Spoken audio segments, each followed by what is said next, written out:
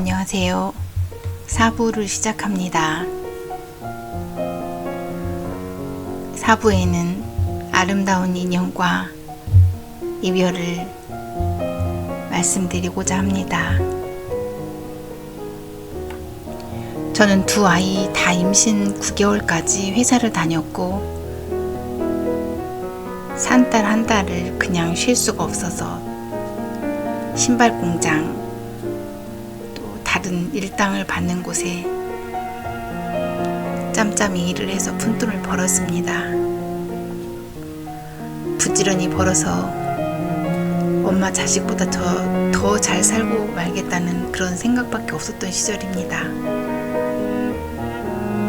그 반지하의 집에서 큰딸이 태어났고 100일도 안 된 딸을 어린이집에 맡기고 다시 직장에 나갔던 그 맞벌이 시간, 주말엔 수공예로 푼돈을 벌면서 그렇게 앞만 보며 열심히 살았던 그때가 지금 생각하면 가장 행복한 시간이었습니다. 지금은 그 남자가 곁에 없기 때문에 그 이유가 아니고 서로 꿈이 있고 알뜰하게 앞만 보고 달렸던 그 열심히 살았던 그 시간이 가장 행복했다고 생각이 듭니다. 그리고 그 반지하엔 아름다운 추억이 또 하나 있지요. 제가 고등학교 시절에 어느 기념일이었을 겁니다. 이사장님의 모교인 초등학교에서 밴드부가 초청되었는데 나는 당시 불교학생 부회장이었습니다. 초청된 밴드부 학생들을 케어했고 고사리 손으로 악기를 다루는 모습이 너무 귀여워 사진을 많이 찍었는데 그 중에 똘망똘망한 큰 눈을 가진 여학생이 너무 예뻐 연락하고 싶었어요. 저는 무모하게도 경상북도 문경에 있는 그 학교 교감 선생님께 편지를 썼답니다. 그렇게 학생을 찾아 서로 연락하면서 그 꼬마가 성인이 되고 물론 나이 차이는 5년 차이 나지만 긴 시간 친구처럼 자매처럼 그렇게 서로 끈끈한 정을 나누며 살았던 경이, 그 조그만 꼬마 경이는 무럭무럭 자라서 고등학교를 졸업하고 대학교를 졸업하고 사회생활도 열심히 잘했습니다. 서로 연락하면서 지내다가 갑자기 경희의 회사가 힘들어져 회사를 그만두게 되었고 저는 반지하지만 동생을 흔쾌히 우리 집으로 데려왔습니다. 또 가까운 곳에 직장을 마련했고 시동생을 내보낸 그 신혼방 옆에 작은 방에서 물론 어둡고 침침하고 습한 곳이었지만 우리는 그때 초라하다는 생각을 안 했습니다. 그런 생각 없이 서로 맞벌이를 하고 경희는 직장 생활을 하고 주말이면 같이 가까운 곳 여행도 다니고 맛난 음식도 먹고 서로 울고 웃고 그렇게 지냈지요. 경희는 늘 부모님 생각뿐이었습니다. 정말 효녀였고 그런 서로 사랑하는 부모님이 계시다는 그런 부모님을 모시고 사는 우리 경희가 조금은 부러웠습니다. 그리고 나는 바쁜 직장 생활 속에서도 부모님 정을 못 받고 자랐기 때문에 그런지 제 시부모님을 내 부모님처럼 좋아했어요. 시골에 계신 시부모님 생신 때는 며칠 전부터 음식 준비를 하고 주말 새벽 내려가 동네 분들 40-50분을 아침 식사를 차려드렸던 것 같습니다. 내려갈 때마다 약해 빠진 체구가 조그마한 시어머니께서 재래식 부엌에서 부지런히 밥을 하시고 계신 겁니다. 제가 부엌에 들어가면 연탄가스 때문에 숨을 쉴 수가 없는데 어머니는 잘 모르셨어요. 그래서 너무 안타까워 넉넉하진 않지만 어머님 집을 입식 부엌으로 개조해드렸고 세탁기도 냉장고도 가스레인지도 새로 사드리고 조금 사시는 환경이 좋아질 즈음에서 어머니는 폐암 선고를 받으셨습니다. 너무 안타까웠죠. 좀 편히 사셨으면 했는데 폐암으로 1년여 고생하시고 세상을 떠나셨고, 내가 내려갈 때마다 하얀 팬티와 양말 한 켤레를 제 머리맡에 놓아주시던,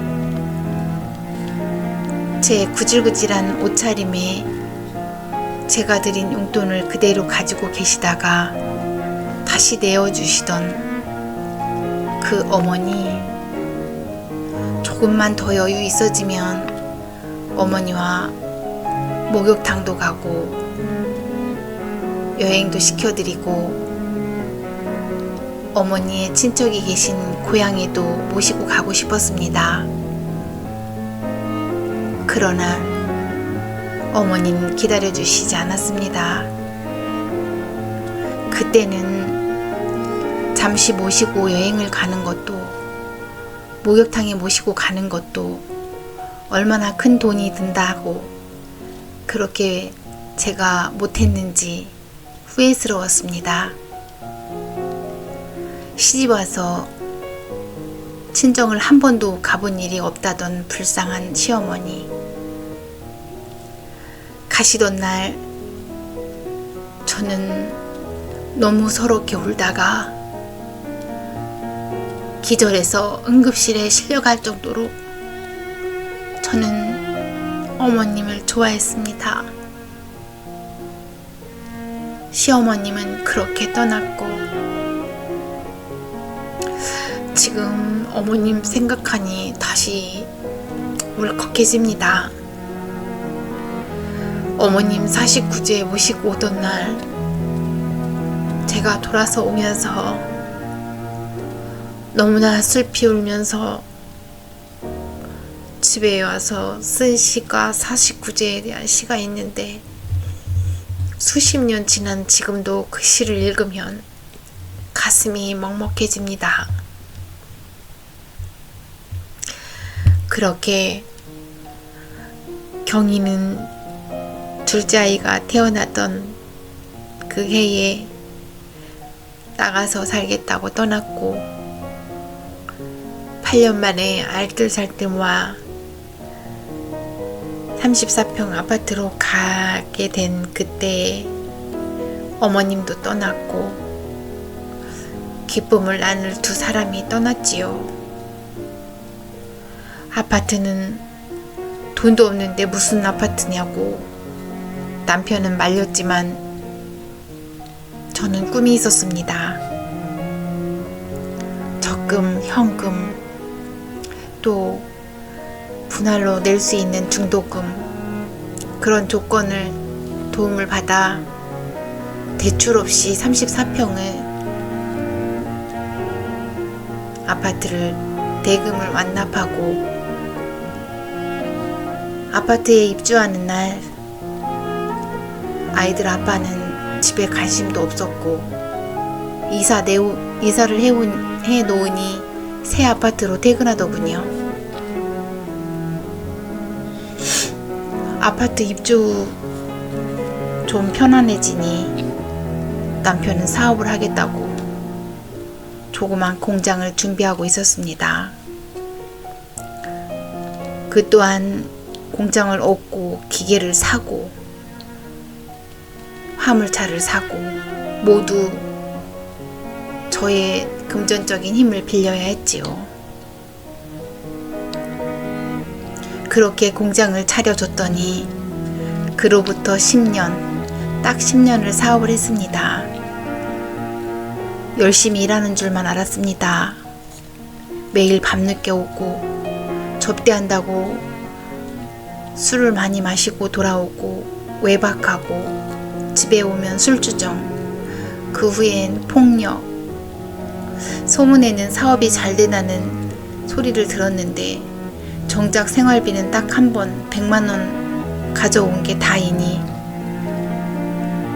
10년 동안 한 번도 생활비를 받은 적이 없습니다.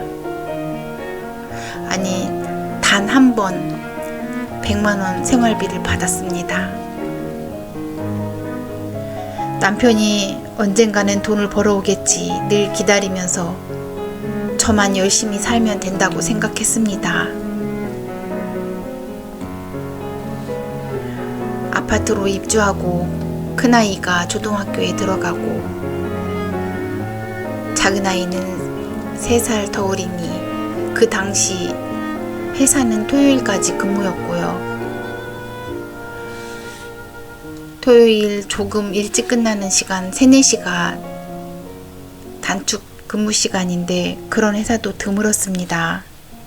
지금은 근로조건이 좋아져서 주 5일 근무도 많고 아이들 키우기는 참 좋은 세상이다 생각이 듭니다. 가장 늦은 시간에 퇴근하는 나를 기다리는 3살짜리 어린이집에 있는 아들이 항상 문 밖에 나와 서 있었습니다. 사업하면서 남편이 외박이 잦아지고 후에 모든 사실을 알았지만 바다 이야기라는 도박을 했다고 했습니다. 모든 돈을 탕진하고 그 와중에 밖에서 여자들을 자주 만나고 다니는 걸 전 눈으로 몇 번이나 목격을 했습니다. 어느 날은 친정집에 일이 있어 갔다가 다음날 오는데 집에 돌아와서 청소를 하다 보니 낯선 여자의 흔적이 있었습니다. 집에 다녀간 여자도 후에 찾았지만 남편이 그 여자와 정리하겠다는 약속을 하고 또 저는 바쁘게 살면서 여자를 잊고 살았습니다. 그러나 그 여자에게 오랜 시간 계속 만났고 방도 얻어주고 그렇지만 나는 그 일에 신경 쓸 겨를도 없었고 아이 둘과 직장 생활에 몰두했습니다. 아니, 아이들 때문에 헤어질 수 없어서 이를 악물고 외면했다고 생각합니다. 그냥 버티고 살면서 기다리면 나만한 여자 없으니 버리지는 않겠지. 정신 차리고 돌아오겠지. 그런 생각하면서 기다렸습니다. 하지만 다른 여자를 만나고 다니는 걸 뻔히 알면서 잠자리는 할 수가 없었습니다. 그러면 잠자리를 거부한다고 밤늦게 일어나 연장을 들고 머리를 때리고 기절하면 청심환을 먹이고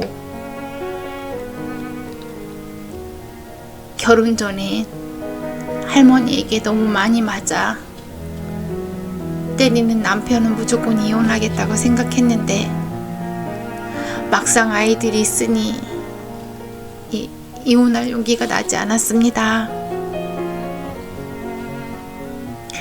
그리고 작은 아이도 학교에 입학하고 애들 하교하고 나면 둘만 두는 것이 죄스러워. 또 내 어린 시절 할머니가 비운 집에서 동생과 둘이 어둠이 뉘엿뉘엿 내리는 그 밤에 할머니를 기다렸던 그 그리움, 외로움, 그것들이 싫어서 저는 제 아이들에게 그렇게 키우고 싶지 않아 집에 남편보다 5살 연상인 도우미 언니를 채용하게 되었습니다. 언니는 같은 고향이라서 반찬도 입에 맞고 늘 정갈하고 참 깔끔했습니다. 아이들에게도 잘해주고 저에게도 살갑게 해주고 남편도 잘 챙겨줬기 때문에 저는 친언니처럼 잘 따랐지요. 그런데 제가 집을 비운 날엔 아이들에게 소홀해짐을 남편에게 좀 헐뜯었더니 바로 언니 귀에 들어갔고 서로 언쟁을 하면서 언니는 갑자기 집을 나갔고 언니에게 그렇게 했다고 남편은 갑자기 아파트 밖에 있는 정자까지 머리를 끌고 가 정수리에 주먹만한 혹이 날 정도로 맞았지요. 사실 아픈 것이 맞아서 아픈 게 아니라 가슴이 그냥 너무 아팠습니다. 왜 내 남편이 다른 여자의 편을 드는 건지. 하지만 아이들 앞에서 한 번도 큰 소리를 내면서 싸운 적이 없습니다. 잠잘 때 아니면 이렇게 밖에서 서너 번 맞고 저는 더 이상을 견딜 수가 없어 시아버님께 15장의 편지를 썼습니다. 이렇게 맞고는 살 수 없다고 10년 동안 생활비는 단 한 번 100만 원만 가져왔다고. 하지만 저는 두 아이들을 바라보면서 다시 멈출 수밖에 없었습니다. 밖으로 말도 못하고 밤마다 울고 못 먹고 그러면서 직장은 다녀야 됐고 몸은 빼빼 말라갔습니다. 그러면서도 직장 생활은 열심히 했기에 평판이 좋아서 저에게 사업할 수 있는 기회도 투자할 수 있는 기회도 많이 생겼지만 생활비를 가져오는 남편 때문에 생활비를 가져오지 않는 남편 때문에 저는 그런 모든 기회를 놓쳤지요. 10년을 앞만 보고 살다 보니 벌써 제 나이 30대 말. 큰아이가 중학교에 입학하고 아이들은 커가는데 남편 사업장이 어느 날 거래처에 압류됐다고 또 신용정보 사람들이 아파트 주위를 맴돌면서 불안하게 했지요. 그러니 남편은 힘드니 잠깐 이혼해 두자는 제안을 했습니다. 그럼 제가 3년만 열심히 벌어서 다시 만나자고 내가 아이들은 잘 키우겠다고 그렇게 이혼은 일사천리로 끝났고 도장 찍은 다음 날부터 남편은 같은 동네에서 모르는 여자랑 팔짱을 끼고 눈앞에서 왔다 갔다 하는데 거짓으로 이혼했구나. 아니, 진심으로 이혼했구나. 이혼하고 싶어서 이혼했던 것 같습니다. 그래도 나만한 여자 없으니 다시 돌아오겠지. 3년, 약속한 3년, 5년, 7년, 10년까지 기다렸습니다. 그러는 동안 아이들은 씩씩하게 자라 대학도 가고 군에도 입대하고, 그렇지만 아이들 아빠에게는 아무 소식이 없었습니다. 10년을 지나면서 그 기다림을 저는 포기했던 것 같습니다. 남편이 남기고 간 것들, 사업하면서 거래처가 아파트를 압류했고, 그 몇몇 거래처 때문에 저는 1년여 재판을 하고 직장을 다닐 수가 없었습니다. 아이들 학비에 생활비에 다시 힘든 시간이 시작되었고, 1년 동안 피를 토하는 심정으로 압류되었던 그 모든 채무 금액을 일부씩 갚아가면서 모든 것을 정상으로 정리하고, 아파트는 새 주고 저희는 어두컴컴한 작은 빌라로 새들었습니다. 그때 아이들이 큰 아파트에서 어둡고 정리되지 않은 작은 동네 4층까지 걸어 올라가야 되는 아주 작은 빌라에 이사를 했더니 큰아이가 우리 집 망했냐고 물어보더군요. 저는 단호하게 아니라고, 아빠가 외국 나가 돈 벌어오면 다시 아파트로 들어갈 거라고, 그리고는 방으로 들어가 아이들이 들을까봐 이불을 뒤집어 쓰고 엉엉 울었습니다. 그때 너무 많이 울어 이제 눈물이 없겠지 생각했는데, 수년 동안 갱년기를 겪으면서 울고 씩씩하고 착하게 자란 31살짜리 아들 결혼식 날을 잡아놓고 한 달 내내 울었던 것 같습니다.